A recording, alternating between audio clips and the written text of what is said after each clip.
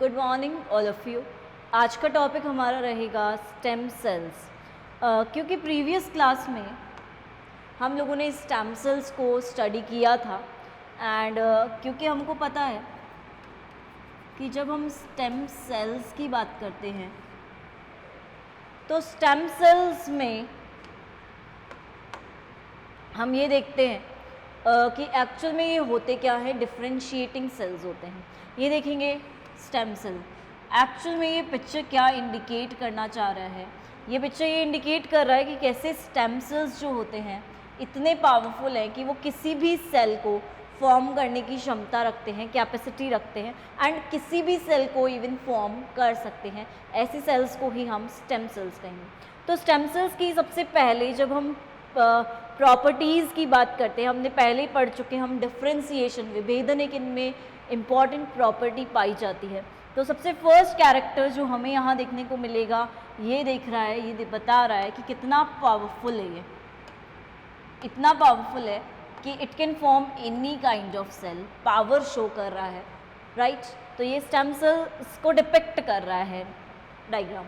Now अब जब आप देखोगे तो यहाँ देखोगे सबसे पहला जो प्रॉपर्टी, मेन प्रॉपर्टी इसकी होती है वो होती है सेल्फ रिन्यूअल की।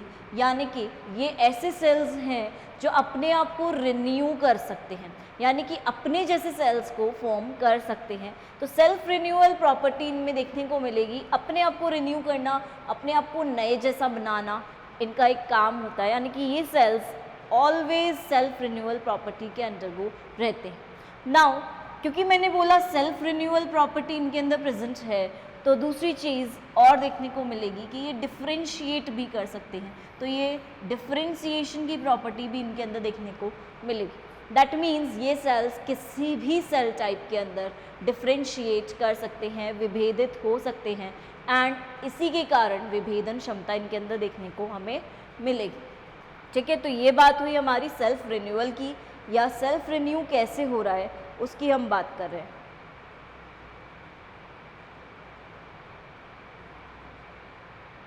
नाउ अब एक इम्पॉर्टेंट चीज़ जो हमें यहाँ देखने को मिलती है कि ये सेल्स, ये स्टेम सेल्स हैं सपोज, ठीक है। अब इनमें सेल्फ रिन्यू हो रहा है, ये सेल्फ रिन्यू हुए, ठीक है, सेल्फ रिन्यू होके अगेन स्टेम सेल्स बना रहे हैं, यानी कि अपने जैसे सेल्स बना रहे हैं। नाउ नेक्स्ट स्टेप में हमने देखा कि बाद में ये प्रोजेनिटर सेल्स भी बनाते हैं। प्रोजेनिटर सेल्स वो सेल्स हैं जो आगे जाकर और स्ट्रक्चर्स को फॉर्म कर सकते हैं। तो प्रोजेनिटर यानी कि प्रीकर्सर सेल्स हैं। अब इनमें आगे जाकर जब डिफरेंशिएशन होने लगेगा, विभेदन होने लगेगा, तो सेल्फ रिन्यूइंग की प्रॉपर्टी प्रेजेंट नहीं रहेगी। सेल्फ रिन्यूअल अब इनके अंदर देखने को हमें नहीं मिलेगा, सेल्फ रिन्यू ये नहीं हो सकते। नाउ अब क्या हो रहा है, ट्रांजिट एम्पलीफाइंग सेल्स, यानी कि ये सेल्स जैसे जैसे चेंज हो रहे हैं, ट्रांजिट कर रहे हैं, तो एम्पलीफाई हो रहे हैं, अपने फंक्शंस को चेंज कर रहे हैं एंड बाद में डिफरेंशिएटेड सेल्स को फॉर्म करेंगे। ठीक है, तो इस तरह से ये डिफरेंशिएटेड सेल्स प्रोजेनिटर सेल्स से बनते हैं and progenitor cells stem cells से ही फॉर्म हो रहे हैं। तो इस तरह का डायग्राम हमें डेफिनेशन को समझाता है। नाउ अब इस डायग्राम को आप ऑब्जर्व करेंगे। जब इस डायग्राम को हम देखते हैं, ऑब्जर्व करते हैं, तो हमें एक इम्पॉर्टेंट चीज़ देखने को मिलेगी। देखिएगा, पहले हमने बोला सेल्फ रिन्यूअल प्रॉपर्टी तो है ही इनके अंदर, प्लस इनके साथ साथ प्रोलिफरेशन भी होता है। Proliferation is the kind of cell division, यानी कि इनके अंदर कोशिका विभाजन भी देखने को मिलेगा। कोशिका विभाजन की बात करें तो कोशिकाएं विभाजित होंगी तो नंबर में भी इंक्रीज होंगी, यानी कि इनकी संख्या जो है वो राइज करेगी, बढ़ेगी। तो सेम चीज़ यहाँ, क्योंकि प्रोलिफरेशन हो रहा है, प्रोलिफरेशन के कारण एक्चुअल में सेल्स में नंबर इंक्रीज हो रहा है और इतने सारे नंबर हमें देखने को मिल रहे हैं स्टेम सेल्स में, राइट। अब इधर देखोगे यहाँ मल्टी पोटेंशियलिटी देखने को मिल रही है कि ये बहुत सारे टाइप के सेल्स बना सकते हैं। इनके अंदर पोटेंशियल है, यानी कि आप बोल सकते हो इनमें कैपेसिटी है कि ये बहुत सारे टाइप के सेल्स को बना सकते, फॉर्म कर सकते। मल्टी मीन्स मल्टीपल, बहुत सारे। पोटेंशियल मीन्स कैपेबिलिटी, यानी कि उनके अंदर ये क्षमता है कि मल्टीपल सेल्स को ये फॉर्म करें। सबसे पहला बात करेंगे हम ऑस्टियोब्लास्ट की। ऑस्टियोब्लास्ट वो सेल्स हैं जिनसे आगे जाकर बोन्स का फॉर्मेशन होता है या बोन्स का निर्माण होता है। तो ऑस्टियोब्लास्ट बना सकते हैं ये। इसके अलावा ये न्यूरॉन्स बना सकते हैं, नर्वस सिस्टम बना सकते हैं। इसके अलावा ये कॉन्ड्रोसाइट्स कार्टिलेज फॉर्म कर सकते हैं आगे जाकर, या फिर ये मायोसाइट्स मसल्स का फॉर्मेशन कर सकते हैं। तो मल्टी पोटेंशियलिटी ये रखते हैं, बहुत क्षमता रखते हैं कि ये बहुत सारे अलग अलग प्रकार के विभेदित कोशिकाओं को बना सकते हैं और बनाने में सक्षम हैं, आप बोल सकते हो। ठीक है, तो ये चीज़ ये डायग्राम शो कर रहा है।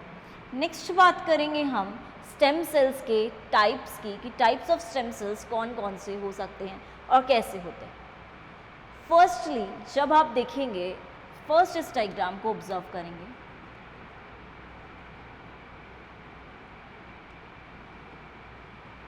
ठीक है। अब इस डायग्राम को देखेंगे, क्या शो कर रहा है ये डायग्राम, कि डिफरेंशिएशन पोटेंशियल के आधार पर डिफरेंट टाइप्स के सेल्स हैं, और दूसरा ओरिजिन के आधार पर कैसे बन रहे हैं, कहाँ से बन रहे हैं, उसके आधार पर डिफरेंट टाइप्स के सेल्स हैं। क्योंकि डिफरेंशिएशन पोटेंशियल है, यानी कि कैपेसिटी है, क्षमता के आधार पर है पहला क्लासिफिकेशन।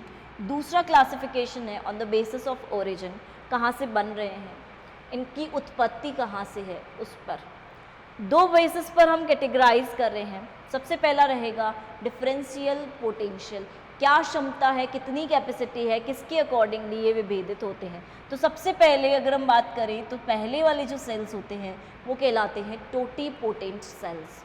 टोटीपोटेंट सेल्स वो सेल्स हैं जिनके अंदर हर टाइप के सेल बनाने की क्षमता देखने को मिलेगी, यानी कि ये पूर्णक्षम है एक तरह से, और एवरी सेल टाइप को बना सकते हैं। ठीक है, हर प्रकार की कोशिका को ये बना सकते हैं जो भ्रूण में उपस्थित रहती है।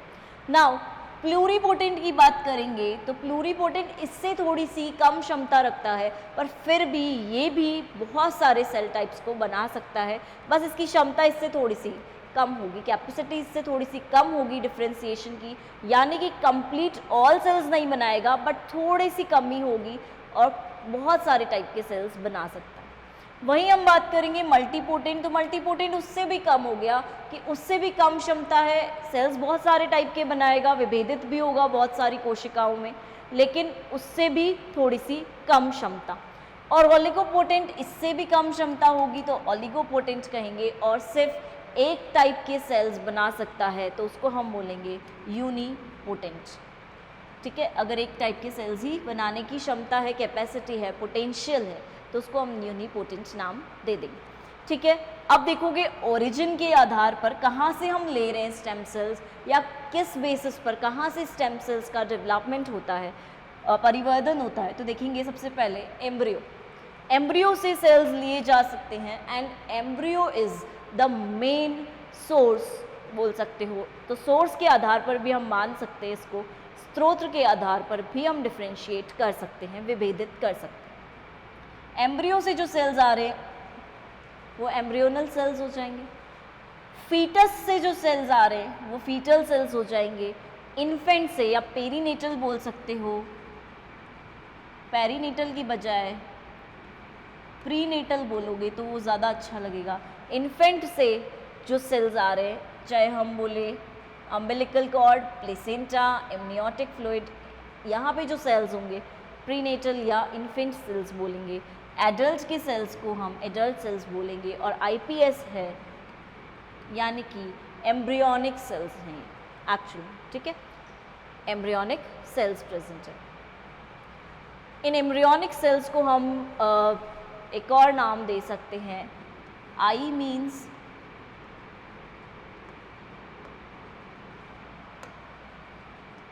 इंटरस्टिशियल बोल सकते हो या इनर बोल सकते हो। PS means interstitial pluripotent cells, pluripotent stem cells. ठीक है, तो प्लूरीपोटेंट स्टेम सेल्स हम इन्हें बोल सकते हैं, राइट। उसी के बेसिस पर हम इसको आईपीएस भी नाम दे सकते हैं। नाउ अब बात करेंगे हम यहाँ पे अकॉर्डिंगली अगर बात करें तो यहाँ पे भी सेम चीज़ें देखने को हमें मिलेगी।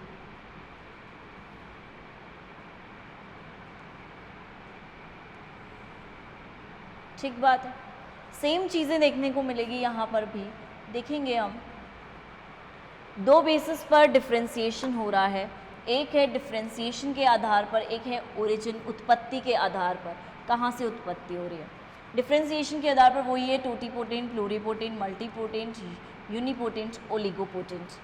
सेम बात करेंगे एम्ब्रियो के आधार पर, दो टाइप के हैं, एम्ब्रियोनिक स्टेम सेल्स भी हैं और एम्ब्रियोनिक जर्म सेल्स भी हैं। यानी कि एम्ब्रियो के आधार पर अगर जर्म सेल्स के अलावा बॉडी के जितने भी सेल्स हैं, कायिक कोशिकाएं हैं, वहाँ पे स्टेम सेल की प्रॉपर्टी है, तो इन्हें हम बोलेंगे एम्ब्रियोनिक स्टेम सेल्स। और एम्ब्रियोनिक जर्म सेल्स या एम्ब्रियोनिक जर्म स्टेम सेल्स वो कहलाएंगे जो कि जर्म सेल्स हैं, यानी कि रिप्रोडक्टिव ऑर्गन से जुड़े हुए हैं, या फिर जिनसे आगे जाकर गोनाड्स बन रहे हैं, या फिर जिनसे आगे जाकर स्पर्म ओवा बन रहे हैं, निर्माण हो रहे हैं, तो वो जर्म सेल्स कहलाएंगे। तो एम्ब्रियो के सेल्स में दो सेल्स हैं, सोमैटिक सेल्स या embryonic cells, stem cells, and embryonic germ sales.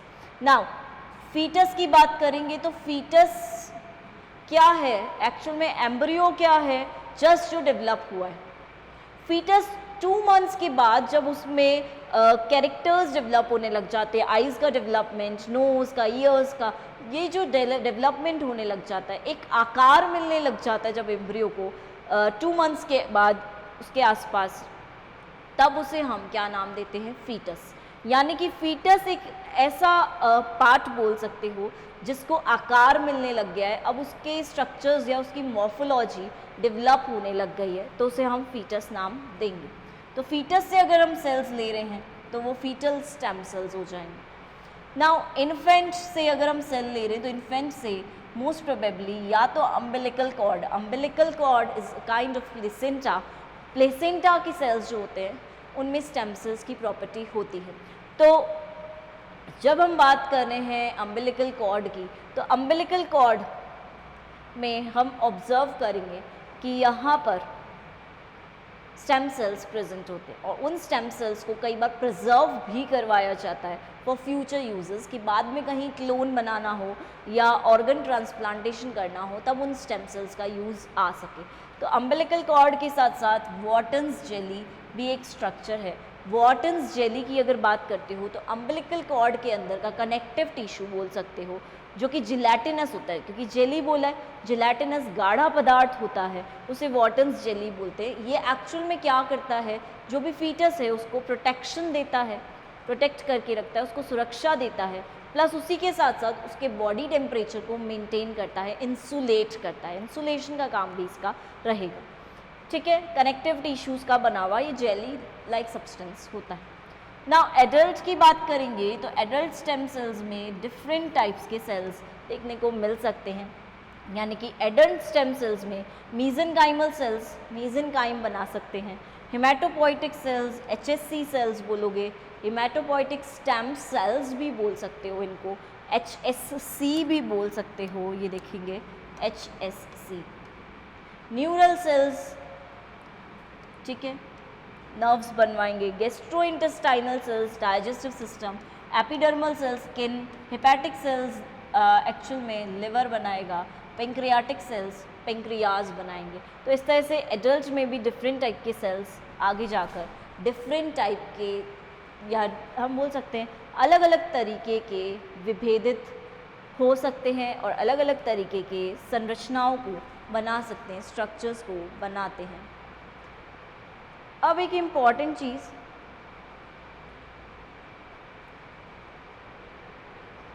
जो आप देखेंगे यहाँ पर मोस्ट इम्पॉर्टेंट,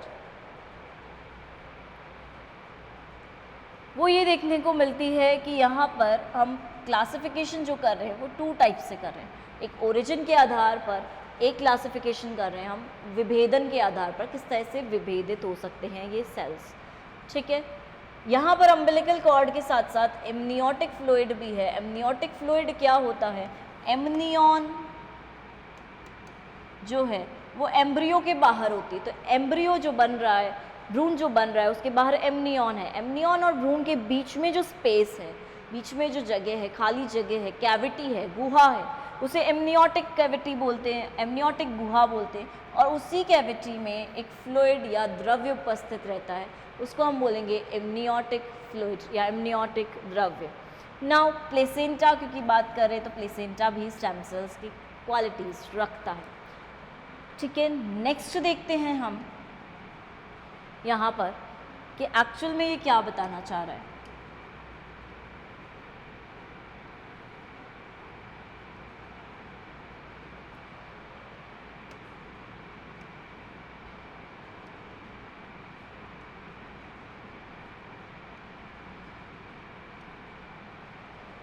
ठीक है, देखेंगे जब हमने विभेदन क्षमता के आधार पर पढ़ा इनको, तो एक इम्पॉर्टेंट चीज़ देखने को मिली। देखेंगे टोटीपोटेंट सेल्स हमने बोला हर टाइप का सेल बनाने की क्षमता रखेगा। ठीक है, टोटीपोटेंट हमने उसी को बोला है जो हर टाइप का सेल बनाने की क्षमता रखता है। तो टोटीपोटेंट पूर्णक्षम। ठीक है, पूर्णक्षम सेल्स का एग्जाम्पल हम देख रहे हैं जाइगोट फ्रॉम एग फर्टिलाइजेशन, यानी कि जब मैं बोल रही हूँ इन जनरल ये एग है, ये स्पर्म है, दोनों के बीच में क्या हुआ, फर्टिलाइजेशन हुआ। फर्टिलाइजेशन के बाद क्या बना, 2n डिप्लॉयड, द्विगुणित बोल सकते हो।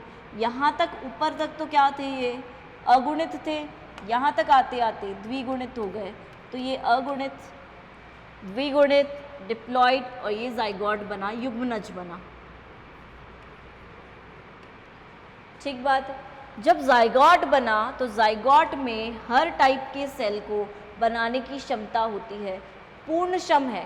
कोई भी कोशिका बनवा लो उससे, हर टाइप का सेल वो बनाएगा, तो उसको हम बोलेंगे टोटीपोटेंट। ठीक है, सेकेंड बात करोगे प्लूरीपोटेंट की। प्लूरीपोटेंट वो सेल्स हैं जिनमें हर टाइप के सेल बनाने की क्षमता नहीं है, यानी कि इससे थोड़ा सा कम है, बट फिर भी मोस्ट ऑफ द सेल्स ये बना सकते हैं, फॉर्म कर सकते हैं। For example cells derived from mesoderm, endoderm, ectoderm, यानी कि 3 जर्मिनल लेयर्स से जो भी सेल बनेंगे, राइट। 3 जर्मिनल लेयर्स होती, प्राइमरी जर्मिनल लेयर्स, प्राथमिक जनन कलाएँ होती हैं। उन लेयर्स से जो भी सेल्स बनेंगे ये सारे सेल्स प्लूरीपोटेंट कहलाएंगे, क्योंकि इनसे सब कुछ बन रहा है। अब सब कुछ बन रहा है तो इससे कम क्यों है, क्या एक्सेप्शन है वो एक बार देख लेते हैं। इससे कम इसलिए है, ये एक्सेप्शन है इसमें कि आप लोग देखते ही समझ जाओगे डायग्राम। ये डायग्राम मैं बना रही हूँ ब्लास्टोसिस्ट का, ठीक है, और ये बना रही हूँ मैं अंदर की तरफ सेल्स। ब्लास्टोसिस्ट यानी कि ब्लास्टुला ह्यूमन का बाहर की लेयर को हमने नाम दिया ट्रोफोब्लास्ट। ठीक बात है, बाहर की लेयर को हम बोल रहे हैं ट्रोफोब्लास्ट। तो इनर लेयर, ये जो मास है, इसको हमने नाम दिया ICM, इनर सेल मास, आंतरिक कोशिकीय पिंड। और इसी से हमने बोला एम्ब्रियो बनता है, यानी कि ये एम्ब्रियोनिक सेल भी हो सकता है, क्योंकि एम्ब्रियो का निर्माण करेगा, भ्रूण का निर्माण करेगा, तो एम्ब्रियो सेल्स भी हम इन्हें बोल सकते हैं। नाउ क्योंकि एम्ब्रियो सेल्स हम इनको बोल रहे हैं, भ्रूणीय सेल्स बोल रहे हैं, ठीक है, क्योंकि ये क्या कर रहा है, एक्चुअल में एम्ब्रियो बना रहा है, भ्रूण बना रहा है। तो भ्रूण बनाते समय एक इम्पॉर्टेंट चीज़ जो हमारे माइंड में आती है कि ICM cells inner cell mass cells हैं, राइट, इनसे भ्रूण बनेगा। तो ट्रोफोब्लास्ट से क्या बनेगा, ट्रोफोब्लास्ट से क्या बनेगा, EEM, एक्स्ट्रा एम्ब्रियोनिक मेम्ब्रेन्स बनेंगे। एंड एक्स्ट्रा एम्ब्रियोनिक मेम्ब्रेन्स की जब बात करते हैं तो ये सिर्फ ट्रोफोब्लास्ट से बनेगी और ICM से एम्ब्रियो बनेगा। तो जब प्लूरीपोटेंट की बात कर रहे हो उस कंडीशन में सिर्फ ICM आएगा, क्योंकि ICM से ही क्या बन रहा है, एक एक्टोडर्म, फिर मीजोडर्म, क्योंकि एम्ब्रियो इन्हीं से बनेगा, और एंडोडर्म। ठीक है, लेकिन ट्रोफोब्लास्ट से एक्स्ट्रा एम्ब्रियोनिक मेम्ब्रेन्स बन रही हैं, तो वहाँ पे ट्रोफोब्लास्ट इंक्लूड नहीं होगी। तो यहाँ पे मोस्टली अगर हम बात करें तो क्या इंक्लूडेड रहेंगे, ectoderm, endoderm, mesoderm and most probably ICM cells, inner cell mass cells. ठीक है. नाउ थर्ड कैटेगरी हमारे पास आती है प्लूरीपोटेंट की. ठीक है. प्लूरीपोटेंट के बाद आएगा मल्टीपोटेंट. मल्टीपोटेंट को देखोगे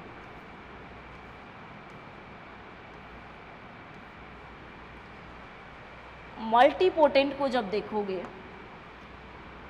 इससे भी कम प्रॉपर्टी पर बहुत सारे सेल्स बना सकती है. फॉर एग्जाम्पल हीमेटोपोइटिक स्टेम सेल, यानी कि इसको आप HSC बोलते हो, और हेमाटोपोइटिक स्टेम सेल्स है, यानी कि ये क्या बनाएंगे आगे जाकर ब्लड सेल्स. ब्लड सेल्स के फॉर्मेशन के प्रोसेस को क्या बोलते हैं हम? हेमाटोपोइसिस. निर्माण की प्रक्रिया को बोल रहे हैं हेमाटोपोइसिस, और सेल्स जो बन रहे हैं उनको बोल रहे हैं हेमाटोपोइटिक स्टेम सेल्स. राइट. तो इसके निर्माण की प्रक्रिया को हम बोल रहे हैं हेमाटोपोइसिस.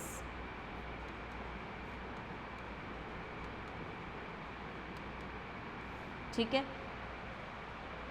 अब बात करेंगे हेमाटोपोइसिस में क्या होता है. सारे टाइप के ब्लड सेल्स बन जाते हैं. चाहे हम RBC की बात करें, RBC भी बन जाएगा. चाहे हम WBC की बात करें, WBC भी बन जाएगा. चाहे हम प्लेटलेट्स की बात करें, प्लेटलेट्स भी बन जाएंगे. नाउ लास्ट कैटेगरी आती है unipotent. Single type of cell बना सकते हैं, इससे भी कम क्षमता पर सेल्स बना सकते हैं. यूनिपोटेंट सेल्स बोल सकते हो एग्जाम्पल मसल सेल्स. ठीक है. सिर्फ एक टाइप का सेल बन रहा है मसल सेल, और मसल सेल की अगर बात करोगे तो इसमें भी प्रोटीन्स तो बहुत सारे होते हैं. मसल सेल्स की जब हम बात करेंगे तो इसमें भी प्रोटीन्स बहुत सारे होते हैं. मायोसिन प्रोटीन होता है, एक्टिन प्रोटीन होता है, एक्टिनिन होता है, ट्रोपोनिन होता है, ट्रोपोमायोसिन होते हैं. तो यहाँ पे मसल सेल्स ही बनेंगे, एक टाइप के सेल्स ही बनेंगे. इस डायग्राम को देखेंगे क्या शो कर रहा है. सेल्फ रिन्यूअल प्रॉपर्टी है क्योंकि स्टेम सेल है. टोटीपोटेंट सबसे ज़्यादा होते हैं, फिर प्लूरीपोटेंट, और प्लूरीपोटेंट के बाद मल्टी, ओलिगो और यूनिपोटेंट इन्हीं से बनते हैं. ठीक है. Multipotent, oligopotent, unipotent.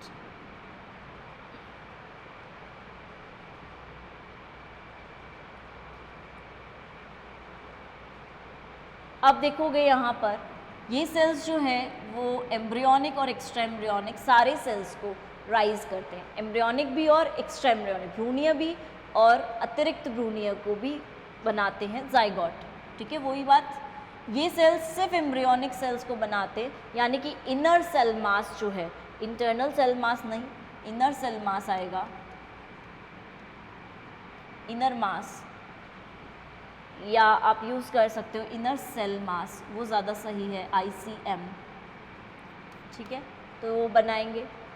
ठीक है. और ब्लास्टोसिस्ट, ब्लास्टोसिस्ट ह्यूमंस का ब्लास्टोला होता है. देन ओलिगोपोटेंट की बात करेंगे तो ओलिगोपोटेंट में बाइपोटेंट स्टेम सेल्स या एग्जाम्पल ऑस्टियोकॉन्ड्रोसाइटिक प्रोजेनिटर सेल्स हो सकते हैं जिनसे बोन्स या कार्टिलेजेस बन सकते हैं, और फाइब्रोब्लास्टिक स्ट्रोमल प्रोजेनिटर सेल्स जिनसे फिब्रोब्लास्ट बनेंगे, वो यूनिपोटेंट का एग्जाम्पल हो जाते हैं. नाउ नेक्स्ट बात करेंगे हम, क्योंकि स्टेम सेल्स चल रहा है तो यहाँ पर एक और इम्पॉर्टेंट चीज़ जो हमें देखने को मिलती है, देखेंगे टोटीपोटेंट एम्ब्रियोनिक स्टेम सेल है. ठीक है. टोटीपोटेंट एम्ब्रियोनिक स्टेम सेल है, ये धीरे धीरे प्लूरीपोटेंट में जा रहा है. प्लूरीपोटेंट से एंडोडर्म, मीजोडर्म, एक्टोडर्म तीनों टाइप के सेल्स बनते हैं. उसके बाद देखोगे एंडोडर्म, मीजोडर्म और एक्टोडर्म तीनों टाइप के सेल्स बन रहे हैं. अलग अलग कलर से शो भी किया गया है. और फिर बनेंगे multipotent cells, stem cells. Multipotent के बाद आगे चलोगे तो ये मल्टीपोटेंट सेल्स बन रहे हैं. इनसे अलग अलग टाइप के स्ट्रक्चर्स बन सकते हैं. ठीक है. और ये सेल्स आगे जाकर क्या कर सकते हैं, प्लूरीपोटेंसी को इंड्यूस कर सकते हैं. इंड्यूस प्लूरीपोटेंट स्टेम सेल्स को प्रेरित कर सकते हैं, जिससे ह्यूमन एम्ब्रियोनिक स्टेम सेल्स का फॉर्मेशन हो सकता है. ह्यूमन के एम्ब्रियोनिक स्टेम सेल्स, भ्रूणीय सेल्स बन सकते हैं। और इसी के साथ साथ क्योंकि हम बात करें यहाँ पर इन सेल्स की, तो लंग पेंक्रियाज बन जाएंगे, हार्ट रेड ब्लड सेल्स बन जाएंगे मीजोडर्म से, एक्टोडर्म से स्किन और न्यूरॉन्स बन जाएंगे। यानी कि यहाँ पर विभेदन दिखाया जा रहा है कि अगर एंडोडर्म है तो एंडोडर्म से लंग पेंक्रियाज बन सकते हैं, अगर मीजोडर्म है तो मीजोडर्म से हार्ट और रेड ब्लड सेल्स बन जाएंगे, लेकिन अगर एक्टोडर्म है, बाहर वाली लेयर है, तो उससे सिर्फ स्किन और न्यूरॉन्स का ही फॉर्मेशन होगा। ठीक है, तो इस तरह से यहाँ पर डिफ्रेंसिएशन को शो किया गया। ठीक, नेक्स्ट इस डायग्राम को देखेंगे।